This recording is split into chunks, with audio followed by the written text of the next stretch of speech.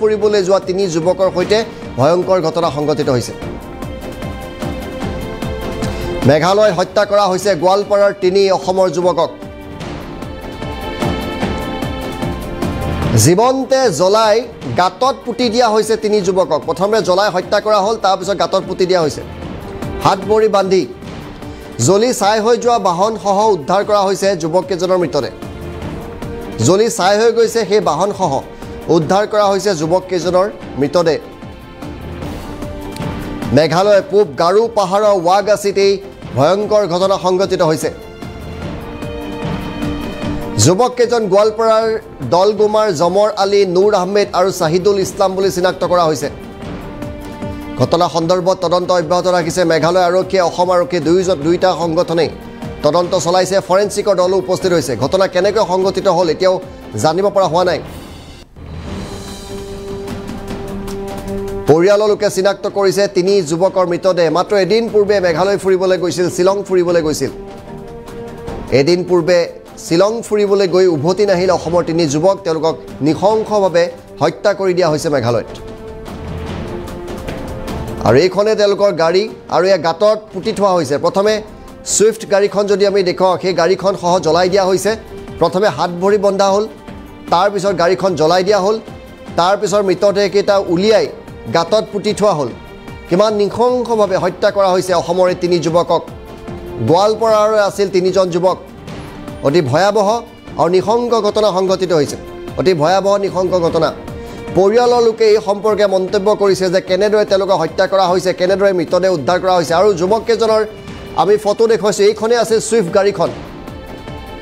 গাড়ীখনৰ ফটো দেখুৱাইছোঁ সেই সুইফট গাড়ীখন লৈ তেওঁলোক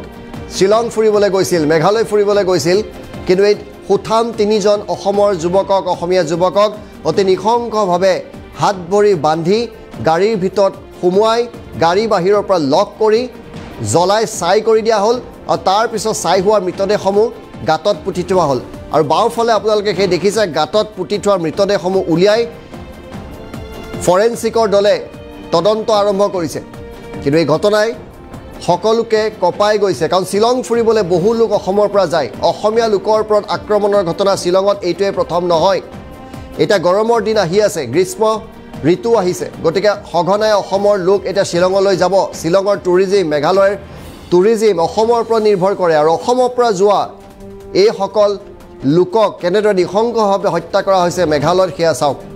আমাৰ মন্তব্য আছে পৰিয়ালৰ লোকে কি বুলি কৈছে ঘটনা সন্দৰ্ভত সেই মন্তব্য আমি শুনাব খুজিছোঁ গতিকে শিলং ফুৰিবলৈ যাওঁতে আপোনালোকক কিছু সাৱধান হওক কোন ঠাইলৈ যাব অকলশৰীয়া নিৰ্জন ঠাইলৈ যোৱাৰ পূৰ্বে আপোনালোকে ভালদৰে চিন্তা কৰি যাব যাই গ'লো যাৰ পিছত মোটামুটি আমি 3 কিলোমিটাৰ পাহাৰ বগাই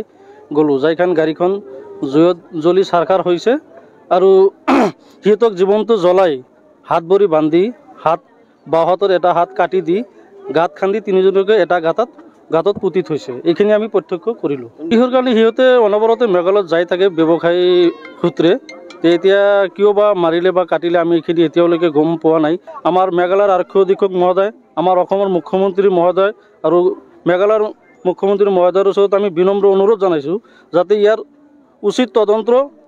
কৰি দোষীক কৰায়ত্ব কৰি আৰু শাস্তি বিহিত ব্যৱস্থা কৰে মেঘালয়ৰ এতিয়া মোটামুটি 5:30-6টা মানত আমাক দিম বুলি প্ৰতিশ্ৰুতি দিছে আৰু কি পুলিচ হৈ গৈছে আৰু তাতে মৃত্যুদণ্ড যি 3জন আছিলে তেওঁলোকক কাটা খান্দি কিনে মানে তাতে পুতি থোৱা হৈছে উদ্ধাৰ কৰাৰ পিছত দেখা যায় যে মানে 3টা মৃত্যুদেহ মানে জুইত পুৰি চাহ হৈছে পথৰ পৰা প্ৰায় 3 কিলোমিটাৰ ওপৰত হ'ব পাহাৰৰ ওপৰত জংঘলৰ মাজত ফৰেষ্ট এৰিয়া হয় এজন আছিল আমাৰ দলগুমা কলেজ পৰা আৰু এজন আছিল কৃষ্ণাই খৰিধৰাৰ হয় আৰু এজন গোসাইবুৰীৰ হয় আমাৰ দলগুমা গোসাইবুৰী আছে গোসাইবুৰীৰ হয় নুৰ মহম্মদৰ দলগুমা কলেজ পৰা হয় আৰু জমৰ আলীৰ ঘৰ তেওঁৰ গোসাইবুৰীত আৰু জাহিদুল ইছলামৰ ঘৰ কৃষ্ণাই খৰিধৰাত হয় যিখিনি এৰিয়াত ঘটনাখিনি হৈছে সেইখিনি এৰিয়াত ঘটনা নাই মানে তাৰে মানে জনবসতি নাই কিন্তু তাতে যোনখন ৰাস্তাৰে ৰৈ গৈছে সেই মুখত কেইখনমান ঘৰ আছে সেইখিনিয়ে ঘৰ আছে তাৰ বাহিৰে আৰু তাতে মানে তেনেকুৱা একো ঘৰ নাই জম্বৰ আলীৰ 35 বছৰমান হ'ব আৰু আপোনাৰ নুৰ মহম্মদৰ 40 বছৰমান হ'ব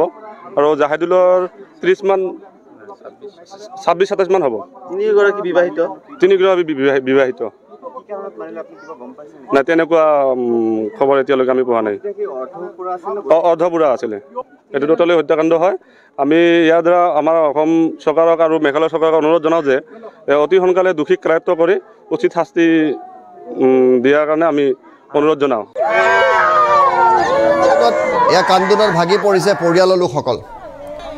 পৰিয়ালৰ লোকসকল কিদৰে কান্দোনত ভাগি পৰিছে সেয়া দেখুৱাইছোঁ। এয়া তেওঁলোকৰ মাতৃ। 3জন যুৱক ব্যৱসায় সংক্ৰান্ত কাৰণতো তেওঁলোকে ঘনাই শ্বিলঙলৈ গৈ থাকে বুলি ওচৰ চুবুৰীয়া লোকে প্ৰকাশ কৰিছে। কিন্তু আচল ঘটনাটো কি হ'ল, কি কাৰণে অসমৰে 3জন যুৱকক ইমান নৃশংসভাৱে হত্যা কৰা হৈছে। ইতিমধ্যে এখন হাতো কাটি দিছে বুলি কৈছে, হাত ভৰি বান্ধি লৈছে, তাৰপিছত জীৱনতে জ্বলাই দিছে গাড়ীসহ। জ্বলোৱাৰ পিছত মৃতদেহ আনি এটা গাঁততে 3জনক পুতি থোৱা হৈছে। আৰু এই ঘটনা যেতিয়া পোহৰলৈ আহিলে আৰক্ষীয়ে খবৰ দিলে, তেওঁলোক গ'ল আৰু চিনাক্ত কৰিছে 3জন। দলগুমাৰ জমৰ আলী, নুৰ আহমেদ, শ্বাহিদুল ইছলাম বুলি চিনাক্ত কৰা হৈছে। অতি ভয়াৱহ আৰু নৃশংস ঘটনা সংঘটিত হৈছে এইবাৰ মেঘালয়ত। গতিকে মেঘালয়ত কিমান নিৰাপদ, অসমৰ লোকৰ বাবে, অসমৰ পৰ্যটকৰ বাবে মেঘালয় কিমান নিৰাপদ, সেই প্ৰশ্ন পুনৰ আমি চালি জাৰি চাবৰ সময় হৈছে। ইয়াৰ পূৰ্বে অসমৰ যুৱকৰ ওপৰত আক্ৰমণ সংঘটিত হৈছে মেঘালয়ত। এই ঘটনা সংঘটিত হৈছে। নিৰ্জনতা বিচাৰি, প্ৰাকৃতিক সৌন্দৰ্য বিচাৰি আমি মেঘালয়ৰ বিভিন্ন প্ৰান্তলৈ যাওঁ আৰু হয়তো এই প্ৰান্ততে ঘাতক ৰৈ আছিল আৰু অতি নৃশংসভাৱে অসমৰে 3 যুৱকক হত্যা কৰি দিয়া হ'ল।